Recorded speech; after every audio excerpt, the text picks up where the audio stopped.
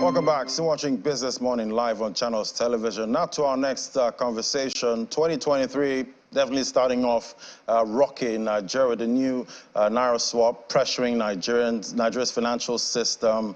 But how are the banks weathering this stress, coupled with the recent downgrade by Moody's to Caa1 from B3, the long-term deposit ratings, issuer ratings, as well as the senior unsecured debt ratings were applicable of 9 lenders? Let's discuss the expected impact on Nigeria's banking system now. Joining me now is Joshua DBC, Sub-Saharan Africa Banks Research Analyst at Vetiva. Join us via Zoom. Great to have you on the show. Good morning. Good morning. Thanks for having me. So a lot going on right now. It's almost looking like some kind of, stress test, for the banks. But, in your view, how are you seeing the banks? How are they handling all of this? Well, I think it's been a bit of a mixed bag.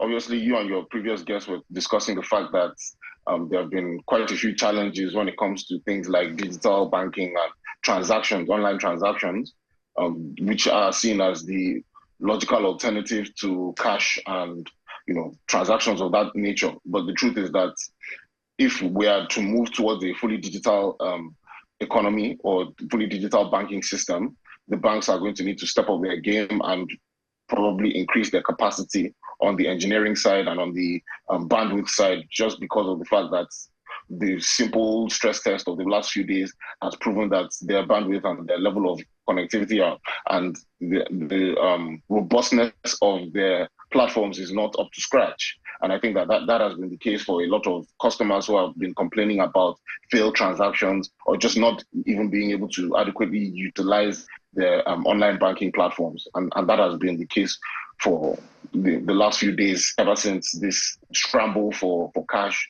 has come to light.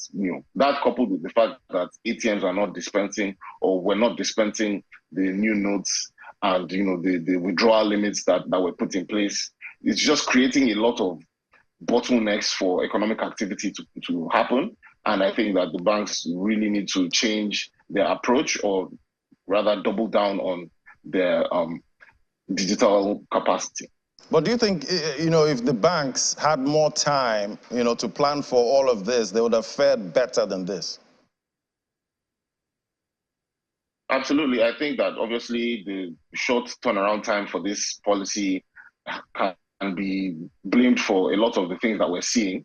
But the truth is that at the same time, I think that we've been hearing these indications or these overtures or this rhetoric from the CBN for quite some time, which is that they want to move towards, a cashless society, a more digital society, move transactions out of cash-heavy reliance into digital and USSD and things like that.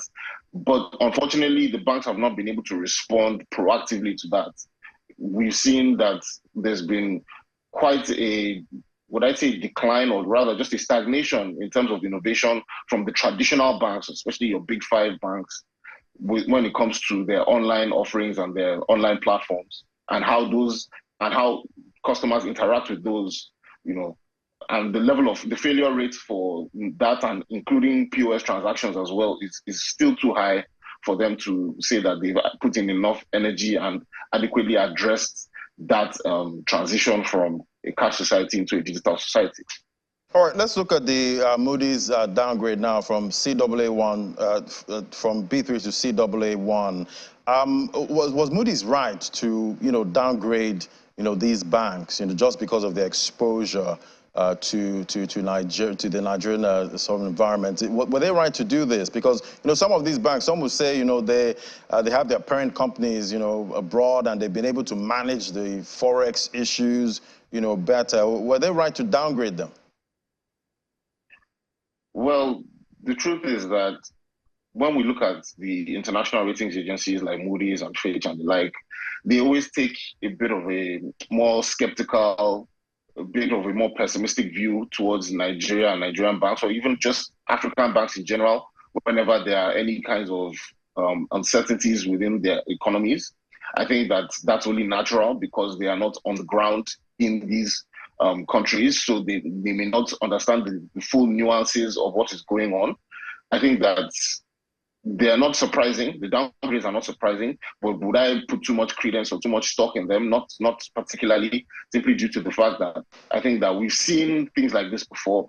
Anytime there's a election coming up, there's a lot of uncertainty, but usually that clears up very quickly once the elections pass and the new government comes in and things like that. Hopefully, this transition will be as smooth as the last one, and we are able to get on with economic activities. Now, I think that there are a few different factors that may affect the overall stability of the banks, but those are very, very much bare cases, and I don't think that they are very likely in the near to medium term. So I understand the reasons for the downgrades, but I definitely do not agree with them. All right, looking at your banking sector outlook for 2023, obviously it's starting off quite rocky for the first quarter. What are the risks you see coming up in 2023 for Nigeria's banking sector? Well, just to qualify, actually, to start with, the truth is that these policies being put in place by CBN and the hike in MPR have actually been quite positive for the banks in terms of booking interest income.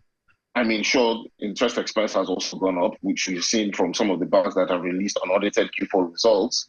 But the truth is that with the higher MPR, they are probably going to book even more interest income. So core banking is still going to be quite solid. And the chances are, as long as inflation remains high, that we're going to probably see further rate hikes from the MPC, especially if the international community, your US or your EU, continue to hike rates as well. So that will continue to be a positive, and overall it has been a net positive for the banks on that front.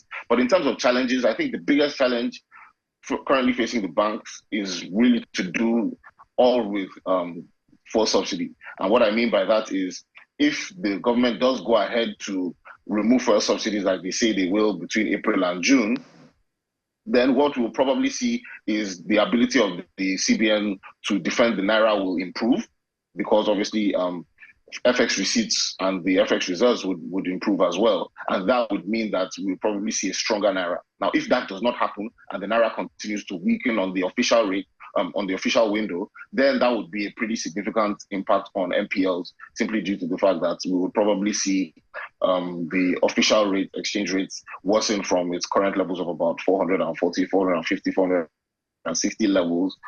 And it could get significantly worse if our FX receipts don't improve. And that is also tied to our crude oil production as well. So if those two things happen, then we are in for a pretty positive year. That is, if the fuel subsidy is removed and the downstream sector is deregulated, then we'll probably see stronger FX reserves and a stronger Naira. And then if crude oil production also improves. But if the reverse happens, then those are the biggest headwinds to the banking sector. All right, what are you seeing coming for Nigeria bank stocks listed on the NGX for 2023? Well, so 2022, first of all, was quite a mixed year, although the banks did show improvements, year-on-year growth in revenue and in profits, but investors were somewhat skeptical, especially international investors who had exited most of their positions in the bigger banks. But what we did see was that the tier 2 banks did perform quite well, specifically your Fidelities and your FCMBs. And I think that our expectation is that the tier 2 banks will continue to lead the way in terms of profitability growth this year. And so I would advise investors to keep a close eye on tier 2 banks, because they are showing a lot of ambition and they have a lot more of the drive to capture the retail market, with either it's with agency banking or with better digital platforms and digital offerings. And I think that they are best positioned to capture significant market share. So I would say look at the tier 2 banks like your FCMB, your Fidelity, even your Wemas and your Sterling. But the top 2 picks for us are FCMB and Fidelity. And obviously, we've seen some of these stocks, rally in 2022. Is there still room for more growth there, or is it too late for some investors that didn't take position in those? Well, what I would say is that it's not too late, simply due to the fact that the banks are still expected to continue growing their profits. So as long as that is the case, as long as the outlook for them is positive. I'd say that there's still quite significant upside. I would tell you that the 113% rally that we saw, or we have seen so far from Fidelity, is not the ceiling, because that stock still has a long way to go, especially if the management comes out with a very strong dividend announcement by the end of Q1. Then we'll probably see further rallies into much higher valuations from that front. So, and I still expect that to be the case for other tier 2 banks, just because the higher their dividend announcement, the more interest investors will show in those stocks. So there's definitely still a lot of headroom. All right, thank you so much. We'll leave it there now. Thank you, Joshua Davisi, SSA Bank's research analyst at Vetiver. It was great having your perspective today. Thank you. Thank you. All right.